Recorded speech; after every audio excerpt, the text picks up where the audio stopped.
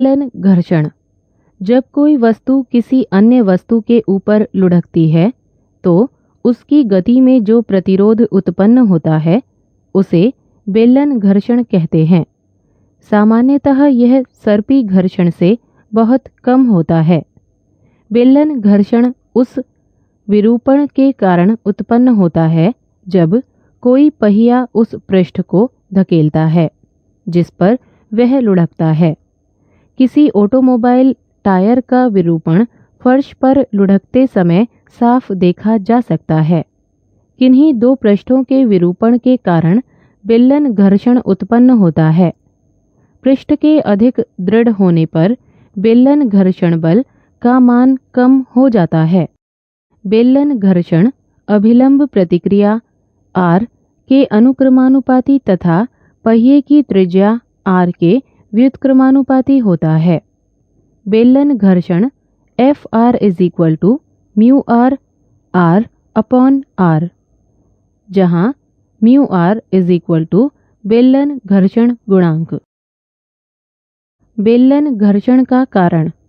जब कोई पहिया समतल पृष्ठ पर लुढ़कता है तो उसका समतल पृष्ठ के साथ संपर्क क्षेत्रफल बहुत कम हो जाता है तथा पृष्ठ पर दाब भार अपॉन क्षेत्रफल बहुत अधिक बढ़ जाता है। इसके परिणाम स्वरूप पृष्ठ नीचे की ओर दब जाता है। इस विरूपण के कारण पहिए की गति में कुछ रुकावट आ जाती है। इसके अतिरिक्त आसंजक बल भी पहिए की गति का विरोध करते हैं। इन्हीं कारणों से बेलन घर्षण उत्पन्न होता है। घर्षण के लाभ। घर्षण बल के लाभ इस प्रकार हैं। यदि हमारे जूतों के तलवों व धरती के बीच घर्षण नहीं होता तो हम चल नहीं पाते। जब हम चलते हैं तो हम धरती को पीछे की ओर धकेलते हैं तथा घर्षण बल इसके विपरीत आगे की ओर कार्य करता है। घर्षण बल कारों तथा अन्य गतिमान वाहनों के लिए बहुत उपयोगी होता है। कारों तथा अन्य गतिमान वाहनों का ब्रेक लगाए जाने पर रुकना घर्षण बल पर निर्भर होता है। घर्षण शक्ति स्थानांतरण लकड़ी में पेंच कसने, कील ठोकने आदि में सहायता करता है। घर्षण की हानियाँ। घर्षण के कारण बहुत सी ऊर्जा व्यय हो जाती है।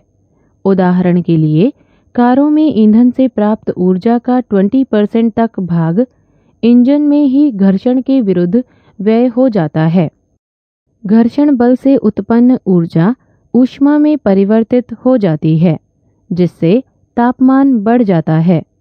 क्योंकि घर्षण से उत्पन्न ऊर्जा ऊष्मा में परिवर्तित हो जाती है, अतः घर्षण के कारण सभी मशीनों की दक्षता कम हो जाती है।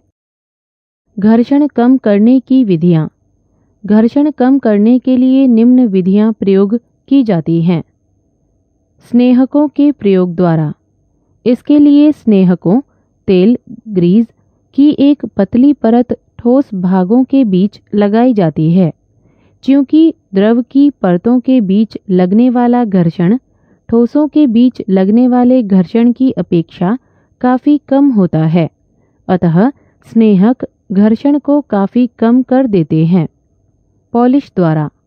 पॉलिश का अर्थ किसी वस्तु के पृष्ठ के ऊपर किसी पदार्थ की पतली परत चढ़ाना है। यह पृष्ठ के खुरदरेपन को ढक देती है जिससे घर्षण बहुत कम हो जाता है। बॉल बेयरिंग के उपयोग द्वारा। मशीनों के घूमने वाले भागों के बीच घर्षण कम करने के लिए बॉल बेयरिंग लगे होते हैं। संपर्क पृष्ठों तथा बॉल बेयरिंग के बीच बेलन घर्षण बहुत कम होता है। उचित पदार्थों के चयन द्वारा।